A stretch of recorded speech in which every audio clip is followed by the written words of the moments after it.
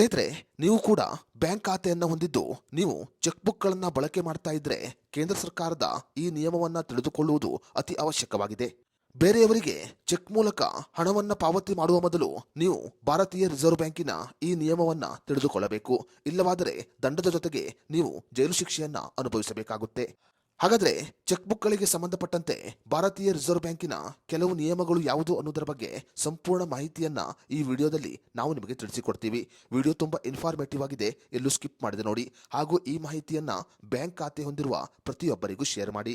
ಸ್ನೇಹಿತರೆ, ಡಿಜಿಟಲ್ ಪೇಮೆಂಟ್ಗಳು ಎಷ್ಟೇ ಸಕ್ರಿಯವಾಗಿದ್ದರೂ ಕೂಡ ಕೆಲವರು ಇನ್ನೂ ಕೂಡ ಚೆಕ್ ಬುಕ್ ಮೂಲಕ ವ್ಯವಹಾರವನ್ನ ಮಾಡುತ್ತಿದ್ದಾರೆ. ಆದರೆ ಭಾರತೀಯ ರಿಸರ್ವ್ ಬ್ಯಾಂಕ್ ಮತ್ತು ಕೇಂದ್ರ ಸರ್ಕಾರ ಈಗ ಚೆಕ್ ವ್ಯವಹಾರಗಳನ್ನ ಇನ್ನಷ್ಟು ಕಠಿಣ ಮಾಡಿದೆ ಅಂತ ಹೇಳಬಹುದು.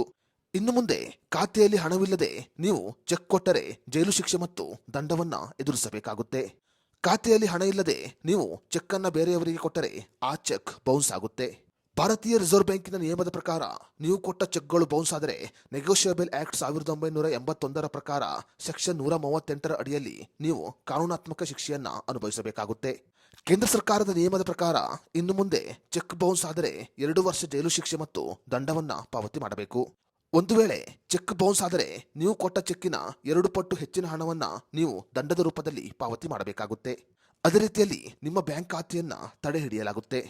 ಒಂದು ವೇಳೆ ಚೆಕ್ ಬೌನ್ಸ್ ಆದರೆ 30 ದಿನಗಳ ಒಳಗಾಗಿ ಲೀಗಲ್ ನೋಟಿಸ್ಗೆ ಉತ್ತರವನ್ನ ಕೊಡಬೇಕು. ಲೀಗಲ್ ನೋಟಿಸ್ಗೆ ಉತ್ತರವನ್ನ ಕೊಟ್ಟು ದಂಡವನ್ನ ಪಾವತಿ ಮಾಡಬೇಕಾಗುತ್ತೆ. ಒಂದು ವೇಳೆ ದಂಡವನ್ನ ಪಾವತಿ ಮಾಡದಿದ್ದರೆ ನೀವು ಜೈಲು ಶಿಕ್ಷೆಯನ್ನ ಕಡ್ಡಾಯವಾಗಿ ಅನುಭವಿಸಬೇಕು. ಚೆಕ್ ಬೌನ್ಸ್ ನಿಯಮವನ್ನ ಈಗ ಕಠಿಣ ಮಾಡಲಾಗಿದ್ದು ಚೆಕ್ ಬುಕ್ ವ್ಯವಹಾರ ಮಾಡುವ ಪ್ರತಿಯೊಬ್ಬರು ಕೂಡ ಈ ನಿಯಮಗಳನ್ನ ತಿಳಿದುಕೊಳ್ಳಬೇಕು.